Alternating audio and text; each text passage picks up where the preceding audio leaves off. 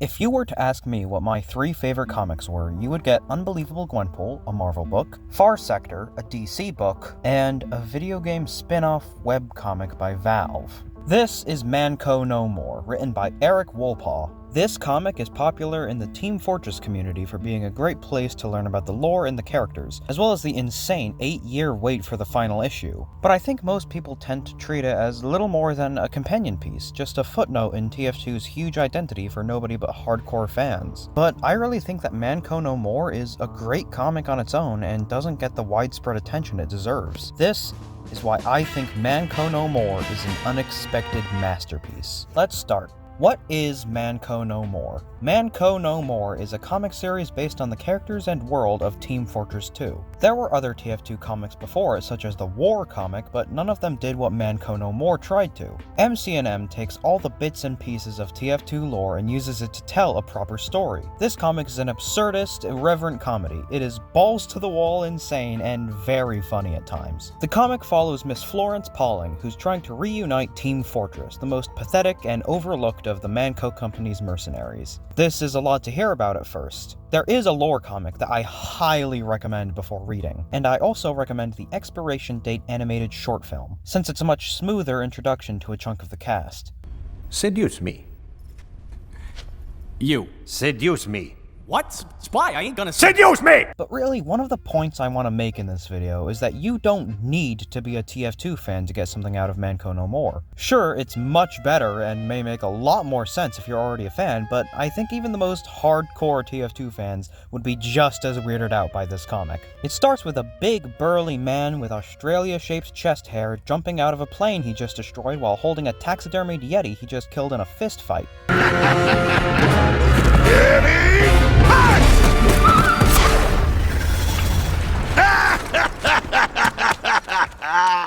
Also, I want to reiterate, it is an absurdist, irreverent comedy, and while some people like me love it, it may genuinely be too much for some people. What? Jana, quickly! Be racist! You. But hey, Expiration Date can still serve as a test for you if you want to spend more time with these insane characters. And speaking of these characters, let's get on to what my favorite thing about Mann Co No More is. The cast. The cast of TF2 may very well be my favorite set of characters from any work of fiction. They're pretty much all stereotypes, but they're perfected stereotypes. You have the mercenaries such as Soldier for comedic relief, Scout as our lovable dummy, and Spy as a more grounded view.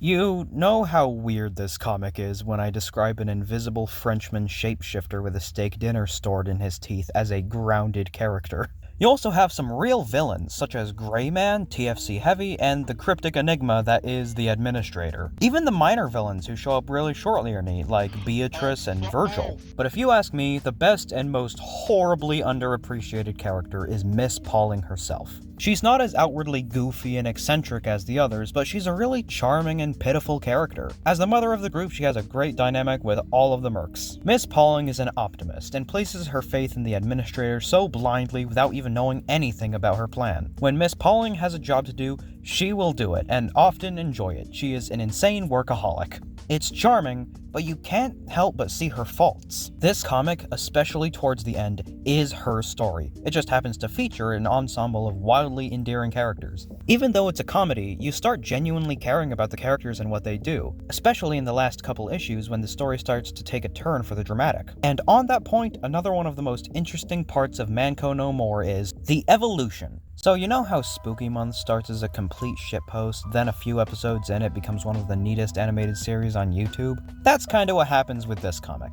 For the first couple issues, the comic really is just that absurd comedy, and comedy it is, because this comic is like 90% of the few times I've ever laughed out loud reading a comic. I don't know how things work in the Badlands, son, but around here we don't take kindly to murdering Tom Jones. But I beg you, if you don't like the full comedy angle of the first few issues, just wait. Because in the second half, and especially towards that ending, the story begins to take a more dramatic turn, complete with a more detailed and proportioned art style. The issues were released over several years, which is why there's this crazy evolution, but even reading it all as one package results in a very interesting experience. It's like the comic waits until you fully care about the characters in the story, and then it weaponizes that against you. To be clear though, it never lets go of those absurd comedy roots. Even in the last issue, it still has some really funny jokes. But what is a story without its themes? To be completely honest, I don't think Mann Co no more is meant to be looked at super deeply, but I feel obligated to identify a theme, and I think I've narrowed it down. Almost every character in this series has a relationship with trust and belief in others. Heavy has to trust that his family can make it on their own. Sniper believed in his parents only to learn his life was a lie. Spy trusted Scout to have actual savings in the bank only to learn that Scout bought 12 cubic meters of Tom Jones memorabilia because he placed his faith in Tom Jones's death. The entire story is a result of Greyman trusting that Saxton Hale wouldn't fight a child. And the rest of the story is a result of Miss Pauling's blind faith in the administrator. Even on a meta level, this comic is about trust. TF2 fans had to place their faith in Valve that one day after 8 long years, the final issue would be released. And say what you will with Valve's track record of finales releasing, we did get that final issue. And more than that, we got a satisfying conclusion to a surprisingly good story.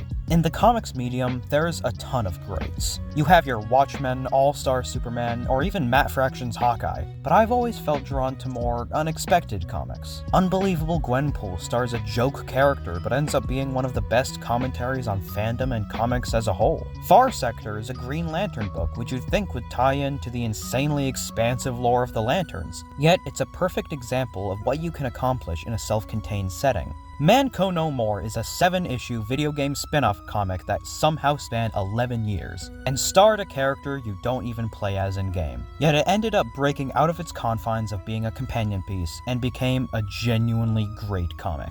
Art in any form matters, so give Mann Co No More a shot. Trust me.